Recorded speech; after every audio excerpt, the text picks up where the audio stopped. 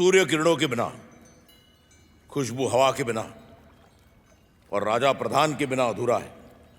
मराठा साम्राज्य के मुख्य प्रधान पेशवा बालाजी विश्वनाथ के निधन से हमारे सामने एक बहुत बड़ा प्रश्न है।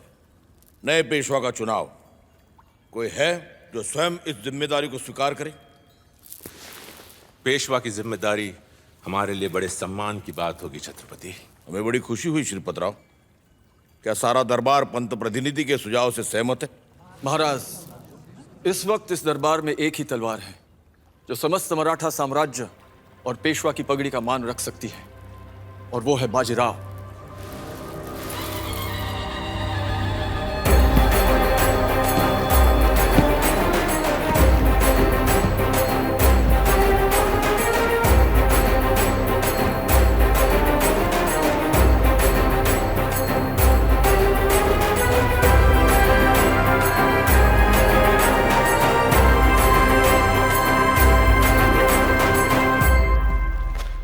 छत्रपति क्षमा करें, पर यह दरबार की हंसी उड़ाने वाली बात है। कैसी हंसी पंत प्रतिनिधि, आप तो अकेले हंस रहे हैं। अपनी योग्यता साबित करने का हक हर एक को होता है। पुत्र अगर पिता की पगड़ी पहन ले तो उसमें पिता की बुद्धि तो नहीं आ जाती। चंदन के वृक्ष को भी सुगंध देने के लिए एक उम्र की आवश्यकता होती है। पर कांटा छोटा हो तब भी चुभता है, काय मरता। चीते की चाल, बाज की नजर और बाजीराव की तलवार पर संदेह नहीं करते। कभी भी मात दे सकती है। मैं बाजीराव बल्लाड़, स्वर्गीय पेशवा बालाजी विश्वनाथ का पुत्र, खुद को पेशवा के पद के लिए योग्य मानता हूं और इसके लिए हर कसौटी से गुजरने के लिए तैयार हूं। कसौटी तो जरूर होगी बाजीराव, पर उसका फैसला हम नहीं, पंत प्रतिनिधि करेंगे।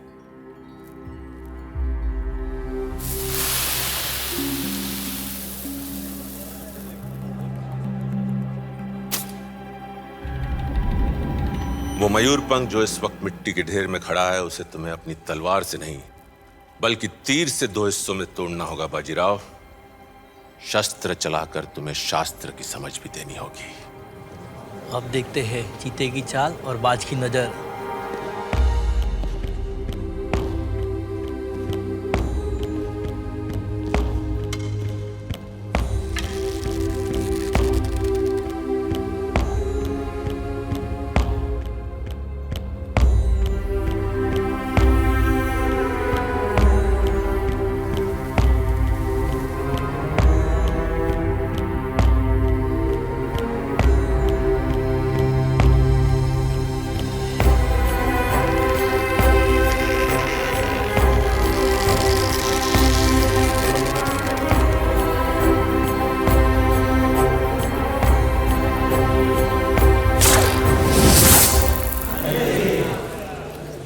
महाराज, शर्त थी मयूरपंख को 2 हिस्सों में तोड़ने की, और पूरा दरबार देख रहा है। मयूरपंख अब भी वैसा का वैसा है, पर पहले से कुछ छोटा है। मिट्टी छानिए, आधा टुकड़ा वहीं मिलेगा।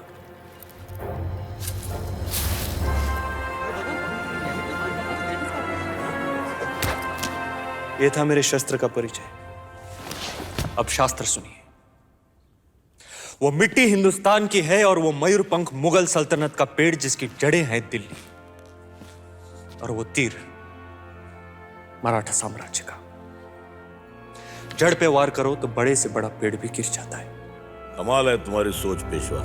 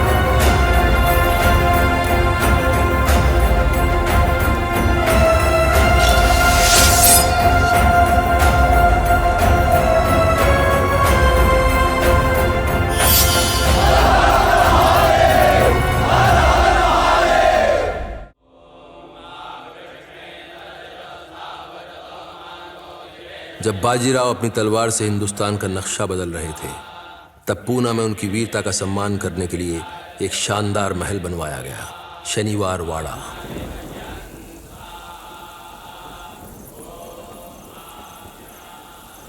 अगरकाशी, पूजा छुट्टी कहाँ जा रही हो? अरे वो भानु आई है। कौन भानु? हमारे बचपन की खास सहेली। बस उसे लेकर अभी आते हैं। रंगोली संभालो। हाँ हाँ अभी आए।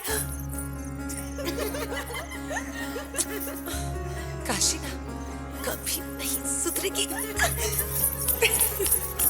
अय्या भानु, तू कब आई और यहाँ क्यों खड़ी है? पूजा में आ जाती। सोचा यही ठहरूं। वैसे बहुत दिनों बाद मिले काशी। तुम खुश तो हो ना? भानु, कब हुआ ये? क्या हुआ तेरे पति को? हत्या की। किसने? पेशवा ने। क्या बोल रही हो तुम भानु? पेशवा पे आरोप लगा रही हो? जासूस समझकर उस पेशवा ऐसा अन्याय कभी नहीं कर सकते।